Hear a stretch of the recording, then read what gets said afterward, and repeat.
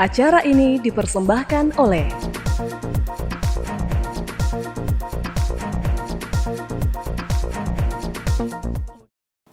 Halo pemirsa Unhas TV, jumpa lagi bersama saya Zahra Sabita Suceng dalam Unhas Daily. Dalam beberapa menit ke depan kami akan menyajikan berita-berita teraktual hanya untuk Anda. Catcalling atau tindakan menyampaikan komentar, siulan atau panggilan yang bernuansa seksual di ruang publik seringkali dianggap hal sepele oleh sebagian masyarakat. Namun, tindakan ini menimbulkan perdebatan. Apakah catcalling dapat dikategorikan sebagai bentuk pelecehan seksual? Catcalling menjadi salah satu bentuk pelecehan di ruang publik yang seringkali dialami oleh perempuan. Tindakan ini kerap dianggap remeh. Disadari atau tidak, catcalling memiliki dampak psikologis yang signifikan bagi para korban.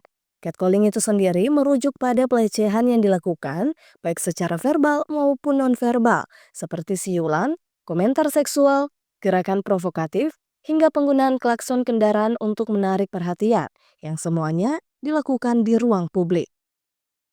Menurut dosen psikologi Universitas Hasanuddin Makassar, Dr. Ikhlas Nanang Afandi, catcalling bukan sekedar candaan, melainkan bentuk pelecehan yang dapat meninggalkan trauma mendalam, di mana catcalling seringkali ditujukan kepada perempuan berdasarkan penampilan fisik mereka. Sebenarnya catcalling itu sebenarnya verbal abuse, masuk ke golongan verbal abuse. Kemudian verbal dalam bahasa psikologinya, mungkin sosiologi juga ya, verbal sexual abuse. Jadi kata-kata yang melecehkan, secara lebih ke seksual gitu. Lebih jauh, Ketua Departemen Psikologi Unhas ini menjelaskan catcalling terbagi menjadi dua jenis, yaitu verbal dan nonverbal. Bentuk verbal mencakup siulan atau komentar seksual yang tidak diinginkan, sedangkan bentuk nonverbal melibatkan gesture atau tindakan fisik, seperti melambaikan tangan dengan cara provokatif atau menggunakan klakson untuk menarik perhatian. Meskipun pelaku sering menganggap tindakan ini sebagai lelucon, Ikhlas menyebut jika dampaknya bagi korban sangat serius, sebab dapat menjadikan mereka cemas dan ketakutan. Cuma ini lebih spesifik ke verbal sexual abuse, itu termasuk itu. Sekarang itu kan lagi rame. Sweet cewek itu masuk. Dulu mungkin ya di Indonesia itu dianggap biasa tuh. Di Barat itu paling kencang ketika seseorang itu di catcalling, di abuse secara verbal.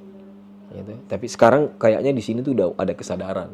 Itu kan saya kira juga masuk di poin kekerasan seksual ya, bahwa ketika seseorang itu dipanggil dengan kata-kata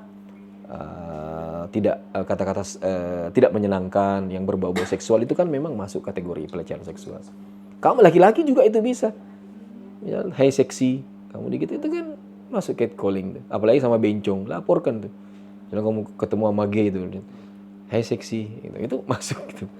Itu pelecehan itu. Nah cuma selama ini kan pemahaman tradisionalnya cewek yang bisa kena, cowok juga bisa kena gitu. Ikhlas menambahkan rasa tidak nyaman hingga ketakutan yang dialami korban menunjukkan bahwa catcalling bukanlah masalah sepele, melainkan isu serius yang membutuhkan perhatian dari masyarakat luas. Ia pun menekankan pentingnya edukasi untuk menghentikan fenomena ini.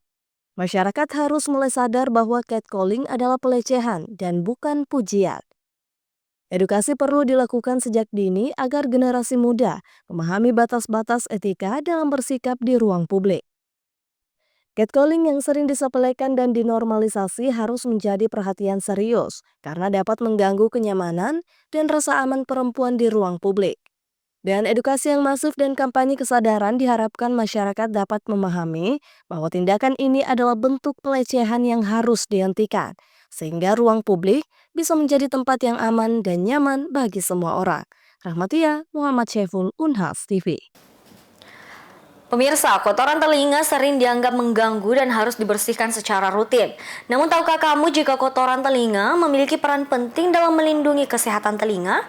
Simak informasi selengkapnya untuk Anda.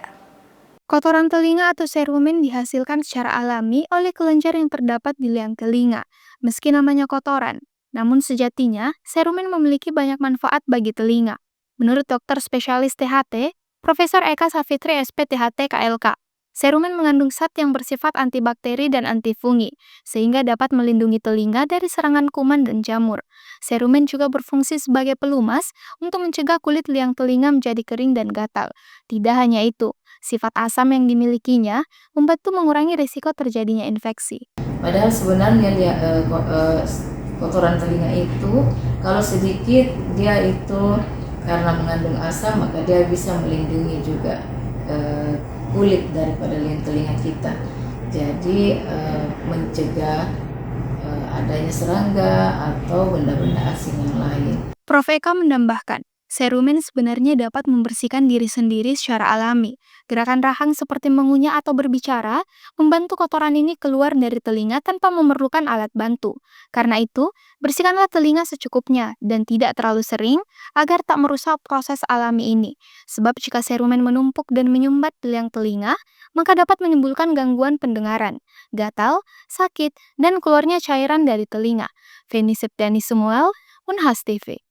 Pemirsa, Makassar yang rawan banjir makin diperparah oleh sampah yang menyumbat saluran drainase.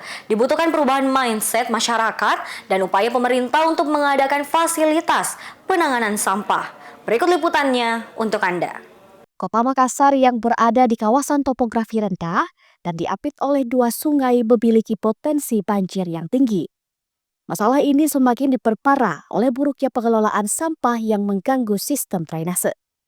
Sampah yang berada di dalam got atau drainase menyumbat drainase itu, sehingga menjadikan volume drainase berkurang dan mendorong air meluap ke badan jalan.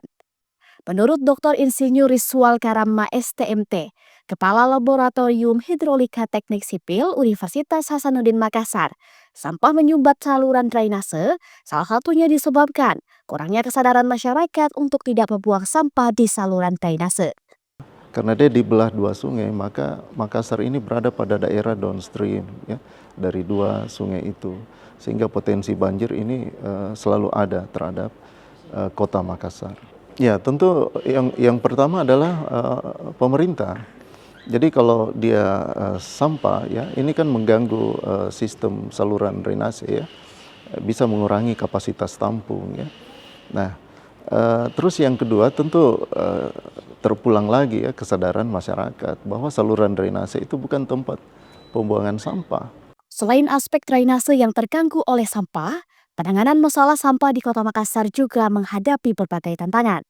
Menurut Dr. Andi Lukman Irwan, SIPMSI, Ketua Departemen Ilmu Pemerintahan Universitas Hasanuddin, tantangan ini berkaitan dengan aspek struktural dan kultural.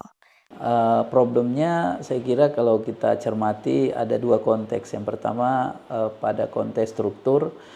Pada konteks struktur ini terkait dengan yang pertama penyediaan fasilitas sarana prasarana armada angkut sampah. Akhirnya kita lihat di beberapa titik-titik pengumpulan sampah sementara itu terjadi